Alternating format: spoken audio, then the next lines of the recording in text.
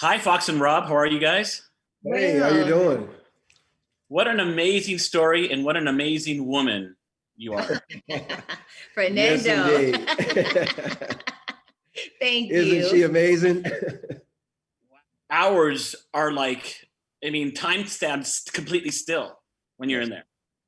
I mean, what the movie kind of didn't show to me was your part. I mean, it's just like you're stuck. You can't do anything. You can't help. You can't, and all the filming that you did was, I can't believe that you documented so much. So such a great job. Oh, thank you, thank you. I can't Yes. believe it either. It was a great story to tell. When Rob and I got married, Fernando, it was the happiest moment of my life, and so I picked up the video cameras had just become consumer friendly on your pockets. So I got one because I wanted to document us building our family. And about 6 months later, we had lost our family at our very hands. And so then I wanted to continue to document so I can just try to squeeze it back together again. And to be able to 21 years and 4 days later, tell a great love story about resilience, radical love. And, it's just a blessing. I mean, it's resilient. It's an inner revolution. You're like, I'm going to show them by being successful. I'm going to show them, and you showed everybody. We tried, that's for sure. I, just wanted the boys to understand that our circumstances would not make us. They would just reveal more of who we are.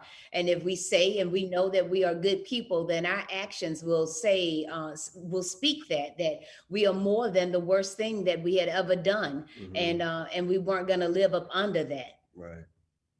And you put such a light really on this situation that is so bad. Like you said, like that one part really got to me where like, oh, now we're going to get flooded with more things in court about people, trying to get more people. Yes. Yes. Yeah. How about that? Really? Let's do that. Whoa. How about you help us find out who else we can get out, and let's start. Right. Come on. I mean, I'm gonna give you his number, Fernando, so you get it. I thought it was simple math to me too. Oh, okay. We're gonna let this one guy out. Okay. Don't bug us anymore. Right. Wow. And you would think that people that take on the position of judge or district attorney or anybody in law enforcement or whatever, you would think that they would want to see justice prevail, even if it means letting someone out. I mean, isn't that the right thing to do? It is the right thing to do, but they don't like you incessantly. You're calling and calling. They less and less and less started to give a beep about, oh, it's you again. Mm-hmm. But you know what though? By the persistence outweighs talent, outweighs everything. Let's get her and him out of here and let these other people that don't complain sit. Right. It's true.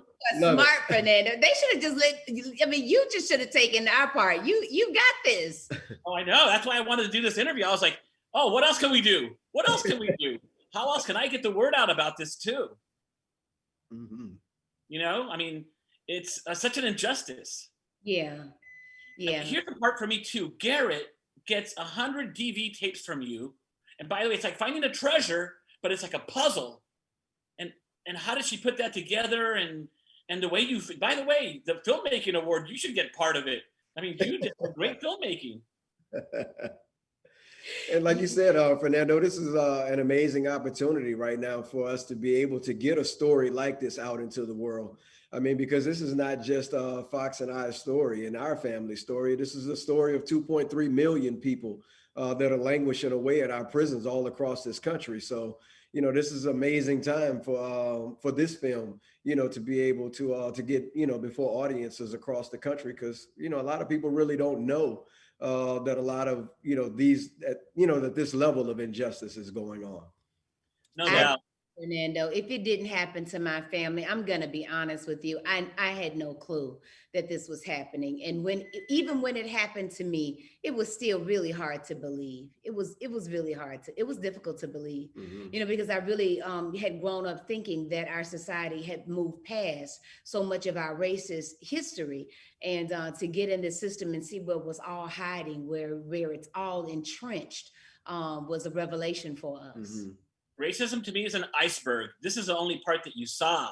It's all this other stuff underneath that still exists. Yeah. Great analogy.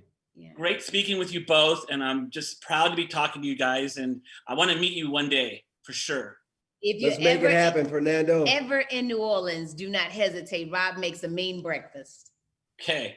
I'll be there soon. I remember this conversation. I'm coming to see you guys. All right. We're going to hold you to that. Yes, indeed.